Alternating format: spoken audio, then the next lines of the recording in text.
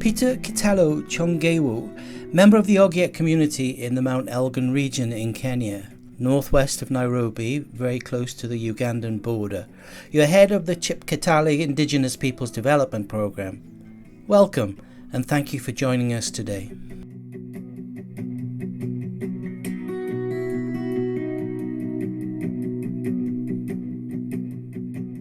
And this is the place where you were raised.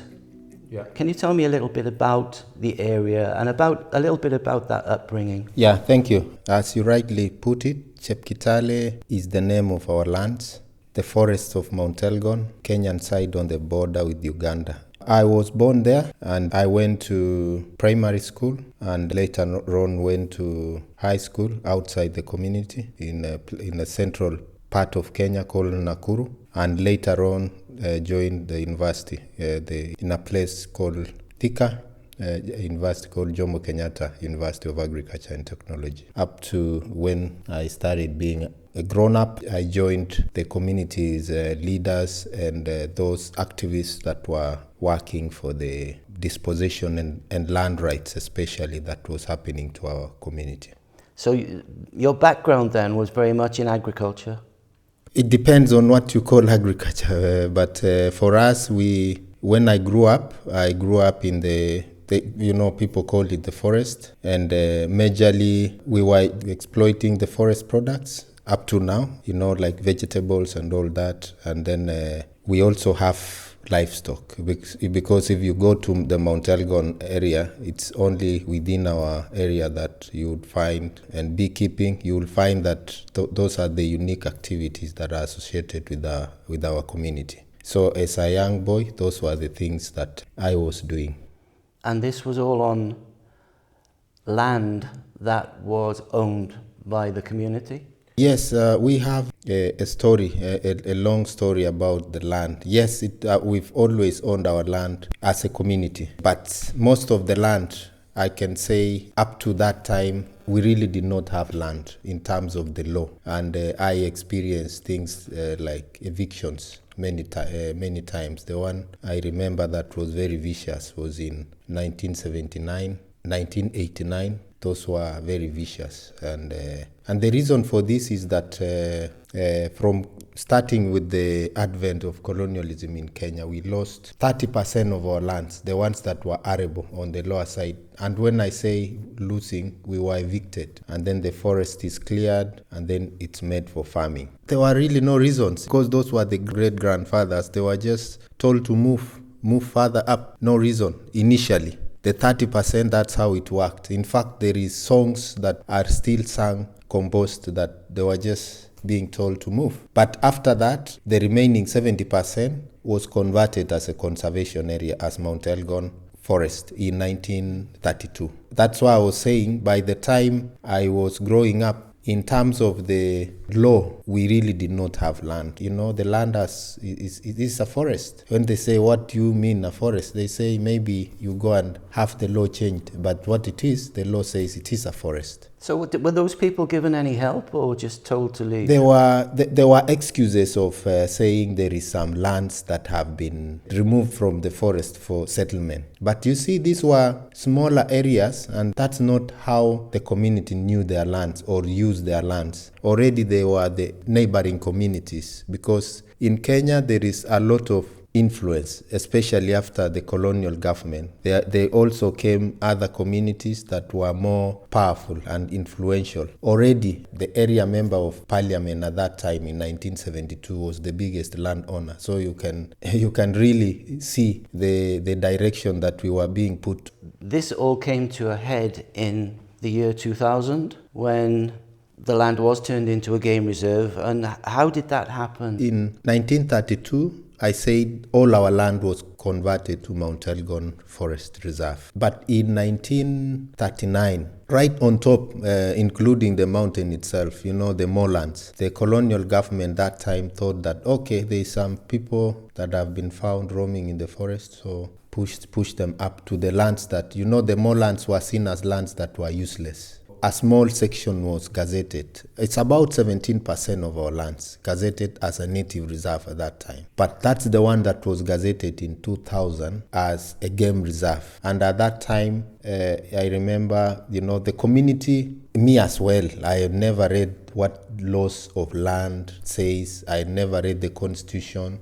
I never read the laws to do with trust lands. Trust lands were basically lands that were supposed to be held in trust for communities, which our land fell into that. To me, really, that was the trigger, because I saw the Gazette notice and it was saying they are gazetting it based on this law. So that pushed me to look for the law and mobilize the other community members around it, because the community members, apart from complaining, it was not really very clear how to handle it. There were those who are saying, we want to storm the county council. Our community, in terms of literacy, also was quite low. People imagine that you cannot take government to court. I went around talking with other people that were activists within the community, and we decided that first we complained to the minister who gazetted. And that complaint really helped later. I actually became the lead litigant because I felt very strongly that having the responsibility of being able to read and write, and also having read the laws, that was a big responsibility on me. And also the community, I came to know later that the reason why they chose the four of us, because they were saying, others were saying, you will be arrested, and was because they said also they chose people that cannot sell the community. So that must have been, you've said it yourself, that was a massive responsibility on your part and must have been quite a stressful period. Yeah, I think in the beginning I was baptized, call it, to the struggle, because in 2000 I called a community, youths of the community, to come and discuss. And the reason for this was most of the youths in our community are illiterate. So I wanted to show them what the gazettement meant. But there were about 200 anti-riot police who came to disrupt my meeting. So I think I started seeing that there was a problem. I saw that I was really strong on the sense that if you want to resolve something peacefully, you will not have problems with the government. So it was a big responsibility. It was also a very big risk. It was a risk that was worth to take. That helped to bring the community together, and it helped also to lower the tensions, especially between the community, our community, and the neighboring community, because the county council was controlled by the neighboring communities. And as I said, around 2008 and 7, there was a lot of violence in Mount Elgon region. So somehow, if we had not taken this matter to court, it would have been part of what fueled the violence more. I think we prepared ourselves. We are very grateful that we managed to get organizations. And that's the importance of people with commercial interests and people that care about people. I never imagined there are people that support causes like ours. I always thought it is ourselves, other people who could help us. The other day when I was looking at it, I thought it looks like it's not long ago, but I saw it's almost 22 years. That's a long time. Yeah, in Kenya, I think the new constitution of 2010 gave a little bit of space for indigenous communities. And space in the sense of being put in a place that you can ask for your rights. Because most of the indigenous communities, and for us, forest communities, those communities whose lands were taken as forests, we came during the constitutional making processes when we realized we were not the only ones whose lands had been taken for conservation purpose. In fact, their lands were government lands, and there was no negotiation or discussion, and nobody wants to listen. That's why they were just, the only thing they were doing is to keep on evicting. Now, come the 2010 constitution, it opened a space, like in Article 63 2D2. It says ancestral lands and lands traditionally occupied by hunter-gatherer communities are community lands. But today, this is 2010 up to today, 2024, 14 years, there is no hunter-gatherer community who have received restitution. So I think that paints a picture that while they've been there is a little space that has been opened for indigenous peoples, for my case, hunter-gatherer communities. It has not translated to rights, as in restitution, because for these communities, it is about restitution. Actually, the government looks as if they say it was a mistake to have that clause in the constitution. It's a big challenge to them. They really feel it was wrong to have it there. They don't say, but you can see they are saying this one is not politically correct. And the reason is these communities are very small, and they are really on the margins. They don't have the political power to push their agenda in Kenya. So let's talk a little bit about the Chep Kitale Indigenous Peoples Development Program and the work that is doing and your role in it.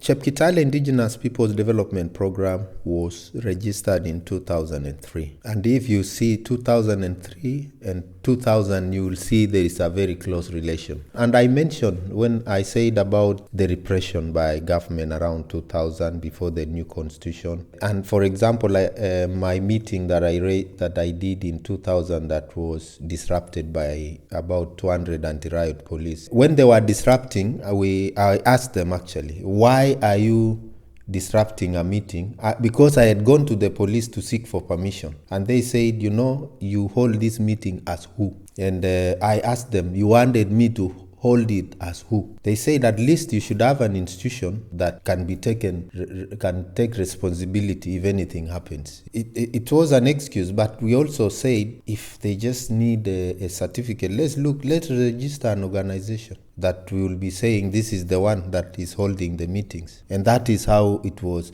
Chep Kitale Indigenous Peoples Development Project was never registered to be an organization. It was registered to be so that we can get a certificate to show government whenever we hold meetings. And I said by that time, we never imagined that actually organizations get funding. Between that 2003 to 2008, whenever we make statements, we make it and say it is Chep Kitale Indigenous People Development Project. Yeah, and this also shielded because in our community, there are those who are in the struggle and working as teachers. Some were working even in the army, the police, but they were in solidarity with the community. I think it worked for us. After that, when we started getting, support, getting other people, when they ask us, we want to support you, do you have an organization? Yeah, we tell them, yes, we have. We didn't even have an account, I remember. And when 2010 is when we got the first funding asking us, and I think this was Survival International, who wanted to tell us, what was your priority? We told them our priority was, we need to educate the community about our rights. And for example, whenever our houses are burned, how to collect evidence and all that. There's also a lot of character assassination of activists. So we thought of, why don't we have, for example, community radio so that we can be speaking there? It is a place that anyone who has issues, can bring it there and we have a discussion. 2 years ago, we got, and this was humbling to us, we got endorsement of 50 communities in Kenya to assist them to work together. There was an organization who wanted to support registration of community lands. So 50 communities gave us the privilege of holding a funding to help registration of about 1 million hectares for 50 communities. It's difficult for me to really say we are not an organization that we respond to things that come. But to me, the most important thing that has happened recently is for others to see that they can trust us. You just touched on the radio, Tulwoop Kumni radio station. Radio is still a massive communication medium in Kenya, so that must be very important.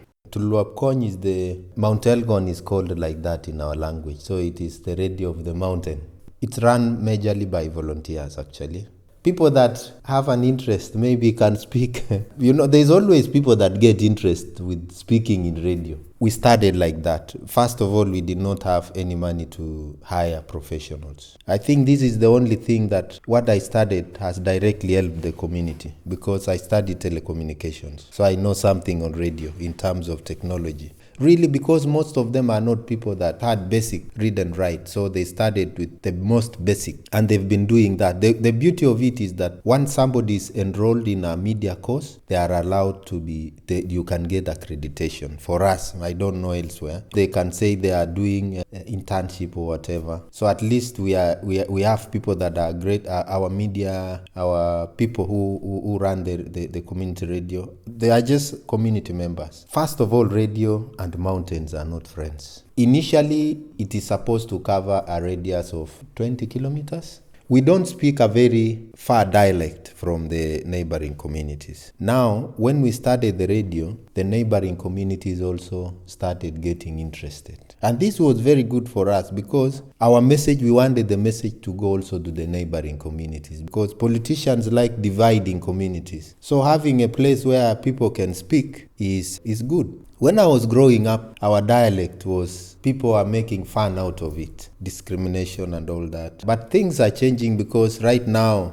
people, they want to speak our dialect. That by itself is a very big honor and a big recognition of our community. Because in the 80s, when I was growing up, in the 90s, early, there was always some form of discrimination. You know, being looked down upon when you speak your language and things like that. But our community radio, I think, is breaking those. And others, the neighboring communities, feel our language. They like things that were being lost. People see that this is the original language. So that has been something that for me, the radio has done that nothing could have done. We are able to speak on the radio when politicians want to make communities have issues within themselves. We can, invite even them to come and we have a conversation. And they fear. And you hear them complaining that, this radio is, is not doing is not doing their bidding. I feel a radio is still a very powerful without needing to speak through someone. They can call and they can be on air. Everybody can pick a cell phone and make a call and contribute to any topic. So that way, to me, it is very empowering. When you listen to it, you just feel proud because people say you've given them the power. And maybe for us, the biggest use of our radio was during COVID. We were able to use the radio to talk to people in the language that they understand, because not everybody speaks Swahili or English the way I'm doing. Majority don't. And also putting the COVID messages in a language that people could understand. It came in when we had just started the community radio. One thing you touched on was people getting older and passing it down to the younger generation. Are you finding that the younger generation are interested in this? People like traditional music a lot because it is not something that they hear all the time. So we have a lot of songs and we record them because we need to play them in the radio. So that encourages. It's really cultural revival for us. Young people, women, normally the custodians or the biggest players in culture are women. Before we had our community radio, for example, where was our music playing? Nowhere. And where in Kenya, where music plays is in radios. Sometimes even radios from the neighboring communities, and they play their music. Maybe they give you airtime, maybe once in a month or something. And music carries a lot of things, culture, messages, because music also talks about topical issues, how to respect, things like that. The other thing is we also encourage that kind of elders, because elders were also, saying, where do we still meet people? Communities maybe were still small. Now we are bigger. So if you have a radio, you have one elder is speaking to everyone. We are using the radio, for example. We have a program at the moment that is running on medicinal plants.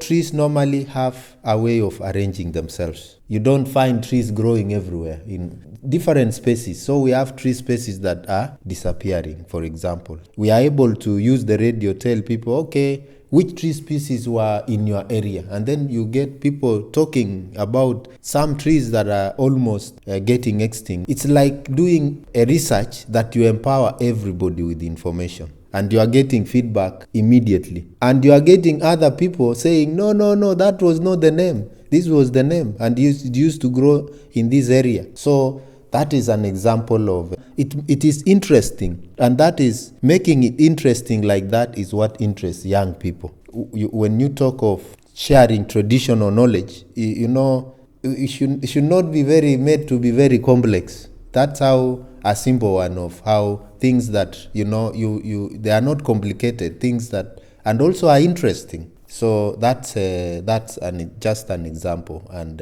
of what in terms of traditional knowledge and how that is working. Yeah. Okay, yeah, you did touch on the role of women in the organisation, and I understand that there is a women's association. Whenever there is an issue, they call themselves and make decisions. And like, for example, I've seen in pastoralist communities, for example, and other places, women were not allowed. There is meetings that women are not allowed. Our communities, and I realize most of forest communities actually, that is how they are. So in terms of making decisions, women have always been part of that. In fact, as we normally, in generations, women that are called Mbajeblot Poi. Jeblot Poi for us is women who beats the men in decisions. And that has been taken, it's not taken negatively to us. And I mentioned that we were making decisions like that. You come together, you have different views. If yours is wrong, and you don't feel bad if somebody else comes up with a better decision. So that is how we've been. And whenever those decisions were made, it's a public meeting. We still do that up to today. But when now government started, and I will say government starting from the colonial time to independence up to today, we realized that the government will always say, okay, you don't have leadership. Because for them, leadership is you have to have that one person that speaks for all of you.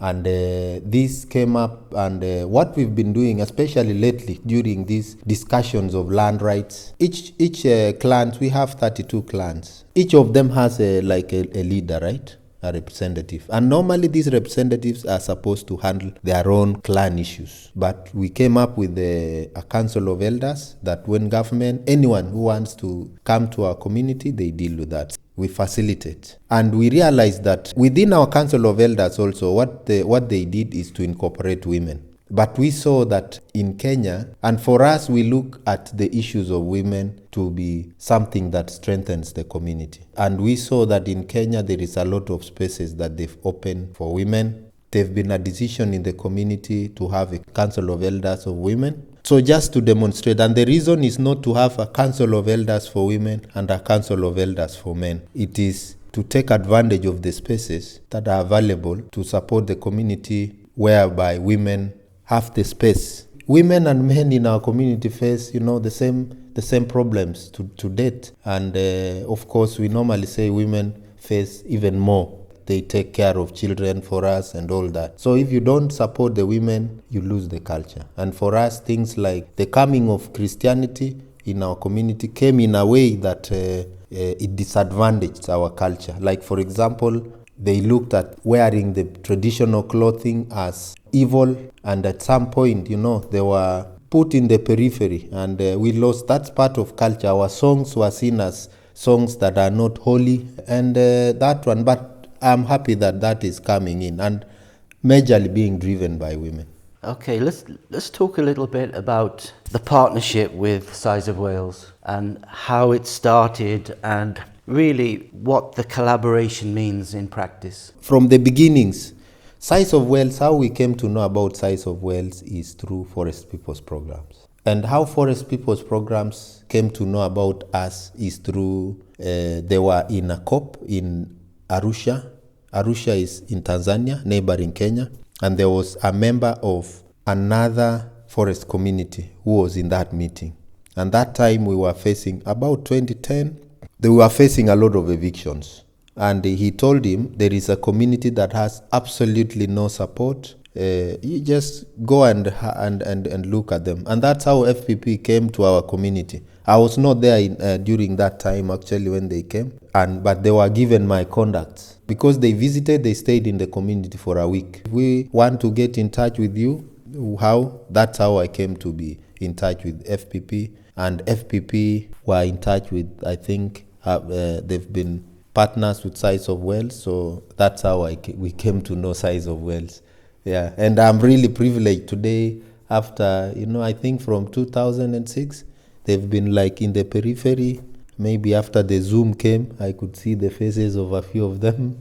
We wanted to speak on Zoom the other week. I said I will be coming for an AGM at the Forest People's Program, and I will be happy to visit and let's have a one-on-one. At least I see the people that have been supporting our work for so many years. Yeah. First of all, Size of Wales have been an organization that they don't call for proposals based on things that they've decided. And that has been very useful. I don't know, maybe they will tell me if it is official that way. But they always say, we have this amount, what are your priorities? For me, that is, it has been very, very helpful, because priorities of communities change every moment. And today, our priority could be this. Tomorrow, especially, things that we handle, tomorrow it can change. But of course, it is to the overall goal. For me, and like Chepkital Indigenous Peoples Development Project and our community, it's the sustainable use of Mount Elgon forest. But on how to arrive at that, there's many things that change in between here. So that is, to me, that has been our collaboration with the Size of Wales. That what has been coming to us is that we have this, what are your priorities in this period? And and I think their funding has always met the things that many funders normally would feel. Few people fund things like litigation because they cannot link up litigation, for example, and forest conservation. I can speak about how important that has been to the well-being of Mount Elgon forest, the importance of our community to the conservation of Mount Elgon forest, and even describe how Mount Elgon forest destruction has been happening to date. And of course, there is the non-recognition of our efforts by the government, the population of elephants. Whenever we've been evicted from Mount Elgon, the elephant population has gone down. And the reason for this has been majorly when we are evicted, poachers are allowed. Elephants normally like coming to the areas where we are. We make fun out of it. That the places where the elephants actually give birth are areas that we are in, and the area that was confined as a national park is not the places that elephants spend. And the Kenya Wildlife Service, they don't make it public, but when in private, they say 80% of the time of the elephants spend it in our lands and not in the national park. Yeah. And maybe today in the Ugandan site of Mount Elgon, there is no elephant there, and yet there's nobody who lives in the park there or in the forest. In Kenya, in our Kenyan site where the community is, the elephant population has been increasing, especially after our community having been given some small, space not to be evicted all the time. Yeah, things like the radio, for example. We've had support of our community radio, which to somebody they cannot see the direct relation. Community scouts. When somebody talks of community scouts, they hear that community scouts, for example, in other places cause, I don't know, why would you need scouts? You have Kenya Forest Service. Yeah, they can't understand the dynamics that Kenya Forest Service actually, for us, we give them the name sometimes Kenya Deforestation Service. They are the cause of the destruction of the forest. So while many funders always have been funding Kenya Forest Service, few funders fund community scouts. So things like that, I think, for me, that has been the collaboration that we've had. And I've just mentioned very few. When we started gaining the rights, there are things that we started now focusing, like what you talked about, indigenous knowledge. We want to actually document our traditional medicinal plants, because not everybody in our community knows traditional medicine. Just even having meetings with them and saying, we want to document our traditional medicine so that nobody can steal from you. Things like that. Simple, things that are, very important to us. And this is because, when something improves, there's another one that comes like that, yeah. If we're talking directly to the public, how can people support what you're doing? How can people support the partnership? And how can people get involved? for us, people can support by first of all learning and seeing that there is other methods of conservation as opposed to what everybody has been told, which is kick out people from their lands and conserve the forests. There's one narrative that is given like that, and that's what everybody knows. But we have a different one, that communities can actually conserve their lands if given the rights to them and support it. And that's the most sustainable, and that is the first one. Second one, how can they support? We have communities like ours, because I'm not talking only maybe today about our community, but others as well like ours. Get to these communities and see what they are also doing. And I think for me, I don't like saying I know what every community wants. Get it from them, because they are different. Some need governance support to be able to, think of governance, to be able to think of things like land use plan, to be able to think of things like, even what I was saying, like community scouts, because you need them. Things like mapping, people to map the resources, because before you say you want to protect something, you need to know it. For me, that's really how to invite the public to this. But to me, the highest of all is to people to learn the new or a conservation that is just, and to push governments and organizations that have been doing an unjust conservation to do the right thing. To me, that would be my message to the public. Kitelo, it's been an absolute pleasure to talk to you today, and I wish you all the luck in the world with your endeavours.